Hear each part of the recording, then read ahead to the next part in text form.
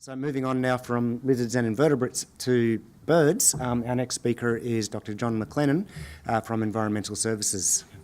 Thanks, John.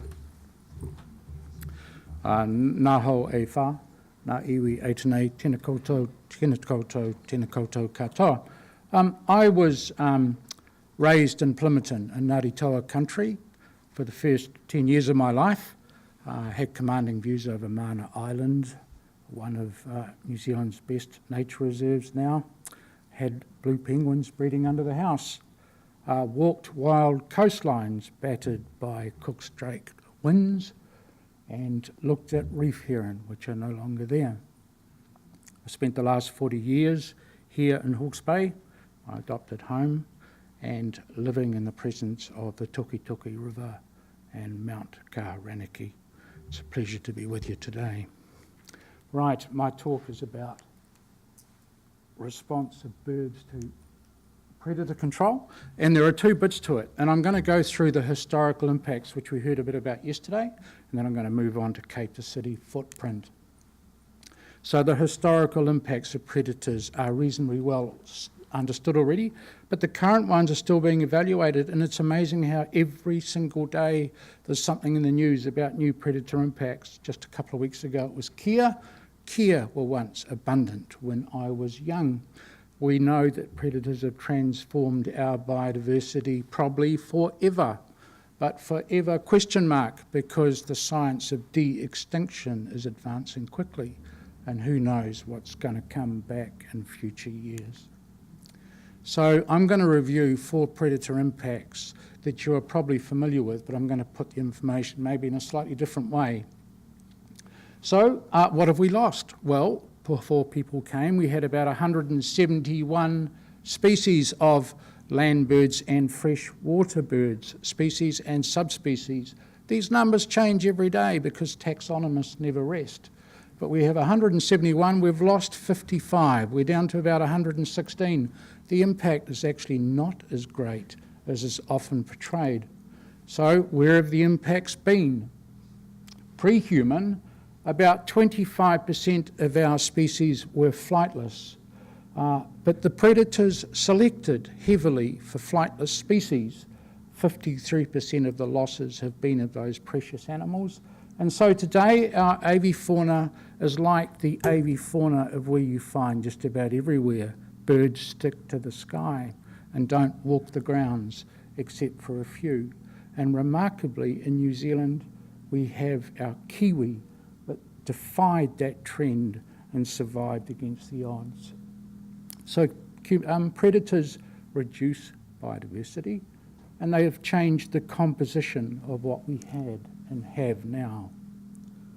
They've also reduced the taxonomic distinctiveness, and there was talk about this yesterday. This discovery, one of the most perfect relationships ever found in New Zealand ecology, is that shows that predators selected for our ancient and most special animals. And there's a bit of double counting here because a lot of those were the flightless ones. 40% of our birds before predators arrived were found only here and were distinctive at high levels of significance. 64% of them have gone, and now we are left with about 29% of our birds being taxonomically distinct, and the rest we share with other places largely. The fourth impact is one that nobody has really looked at in any detail, but in kiwi, right now, there is intense selection for fast growth, and juveniles particularly, because when they get to a certain size, they escape the grip of stoats and have a high chance of surviving. So kiwi which grow quickly and reach that safe size survive, and the ones that grow slowly don't. And that's in direct, in a reverse direction to what has happened in the past. Fast growth now, previously it was all about slow growth. And kiwi, one of their notable features is that they're still the slowest growing bird in the whole world. Another thing that's happening is that kiwi, when they lay their eggs at normal time of year, the chicks that hatch get smashed by stoats, but the ones that lay out of season they produce chicks that largely avoid the annual wave of stoats in our forest. So again, there is intense selection on out-of-season laying. The kiwi of today are not the same as the ones of yesterday, and they're not going to be the same as the ones of tomorrow. So, of the 116 that we have left, we're not out of the woods yet, because as we all know, predators continue to do their harm. So nationally, half of our birds have a threat status. And when we come down to the North Island, that's nationally, including our smaller islands, but when we come down to the North Island, only some of those of the national birds are actually represented on the North Island. But of those that are here, about 42% have a threat status. And if we go down further still into Hawke's Bay, we find that Hawke's Bay fortunately has pretty well everything that's already left in the North Island, bar a couple of colonisers and one endangered animal. But then we come down to the Cape to City footprint and we find that we've got hardly anything left there that has a threat status. Already they have gone. So the avifauna community of the footprint is dominated largely by native birds today that don't have a threat status, and they're widely distributed everywhere.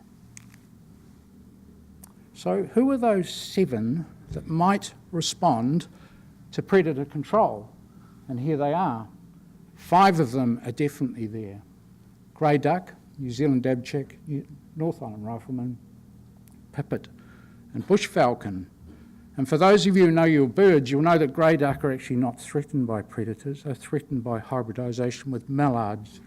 So we actually have 4 certainties that may respond to predator removal.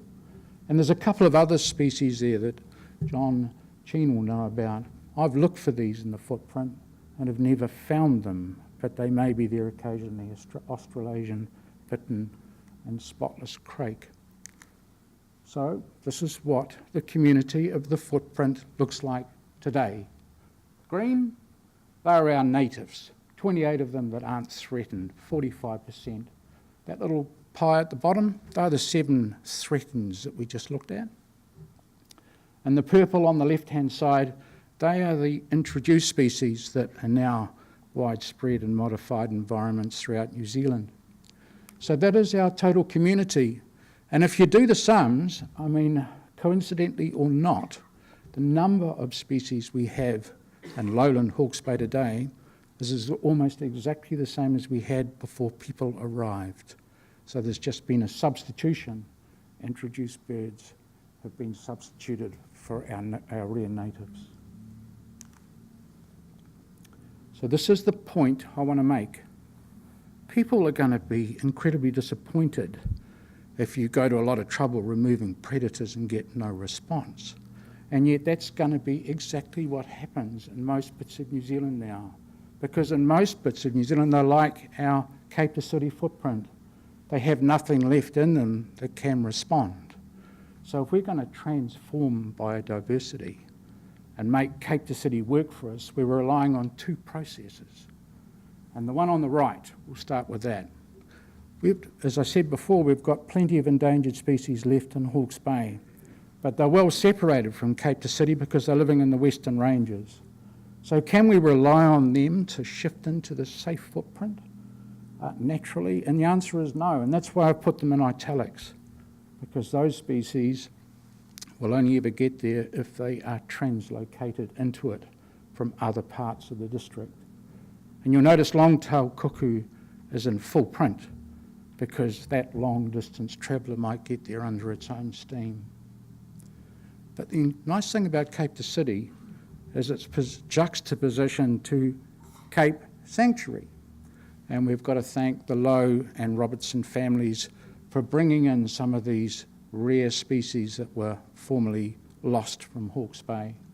And there's a very good chance that some of them are just going to fly over the fence naturally and land in this footprint when it's been made safe for them to inhabit. So we can look into the future and say, what would success look like? And this is what it would look like. a combination of those two processes. Kiwi, whio, weka, Patiki, kakariki, they've all moved in to this wonderful East Coast dry landscape. Robins, tomtits, and whiteheads are there too. Kaka and falcon, both occasional visitors now become permanent residents.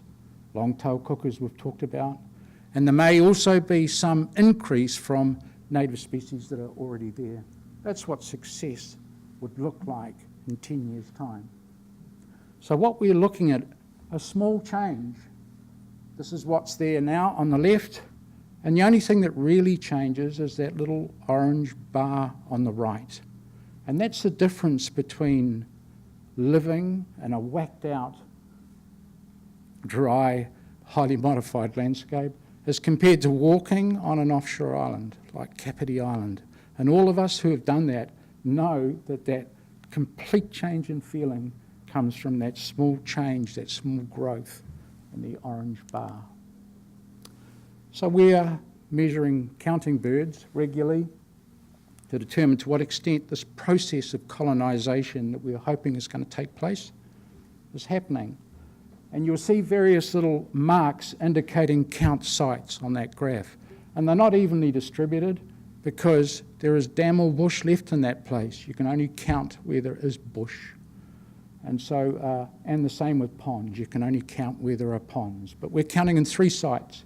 In Cape Sanctuary itself, the motor that's driving this system, and the footprint itself, and then the non-treatment area nearby. Wetland counts. Highly variable between ponds. Totally depends on how big the pond is and what sort of vegetation it's got. But key for us, one of our key indicators, dab chicks are currently spread between the 3 counting areas. Patiki are bunched up in Cape Sanctuary right now, waiting to get out when we make it safe. And people say mallard ducks are declining rapidly. Maybe they are, but they're still the most abundant waterfowl in our area. If you're going to compare areas, you've got to consider forest type. And these counts here, these numbers just simply relate to the number of species that we've found in indigenous forest versus exotic forest. And look, native species still prevail in indigenous forest. There are a few that show no preference, but introduced birds prevail in exotic forests. So baseline counts, Cape Sanctuary, consistently about 1 species per 5-minute count higher than the other 2 sites, Cape to City and non-treatment. You'd think after all of that restoration work there'd be a bigger difference, but that's about what it is. Introduced, almost no difference between areas. And I'm not going to bore you with thousands of numbers, but there are some species that are currently confined to Cape Sanctuary. Kaka's a good example. There are some that are predominantly much more abundant in Cape Sanctuary than outside. Tomtits an example. And so is bellbird. Cape Sanctuary is the bellbird capital of Hawke's Bay, and it's going to be interesting to see if those numbers even up over time. But there are a couple that run counter. So after 10 years of restoration at Cape Sanctuary, Kereroo is still more widespread outside of the sanctuary than in it, and so is tui. And perhaps tui have already done their thing in response to possum removal, and they've got no further response to give to additional predator control. Patiki, one of our key indicator species. Yep, they're moving out already. Those red dots indicate that, but they haven't gone far, and there are no pairs that we know of that have bred successfully outside of the sanctuary yet. And the translocations, I didn't mention translocations, but we've actually begun them because we know robins are not going to get to the other end of the footprint by themselves. We've moved some into the other end, 61, and they seem to be doing fine. They've colonised Mohi bush. Conclusions? Well, we know a lot more about predator impacts than we did a few years ago. Transformation, if we want transformational biodiversity gain, we've got to do more some predator control in most places. We've actually got to combine it with other management, and particularly translocations. And so we know that if we get that combination right, we can restore biodiversity everywhere. Hamilton City, downtown Wellington, whacked out East Coast, hill country. But the future is really exciting, because if we can get predator elimination and translocations and de-extinction all lining up, maybe we get a little bit of the past back. Thank you.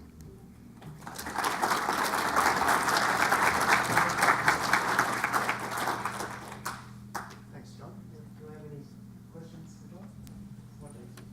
Roger. John, there's been a little bit of concern about adverse effects of birds increasing in the Cape to City footprint. It seems to, am I right in thinking that of the species that could recover, very few, if any, might have an adverse impact on agriculture? Yes, I think you are. I think as a general rule, Roger, that's absolutely right. But it's the parrots that are causing concern. So they've caused a little bit of damage in downtown Wellington, and some people don't like that. But we're in the midst of a fruit growing area, and red-crowned kakariki, which I would love to see once again back widespread in this landscape. There is unquestionably times when they'll go into orchards and eat fruit. And if they have to get shot in there from time to time for us to enjoy them elsewhere, I'm happy with that trade. Any other questions?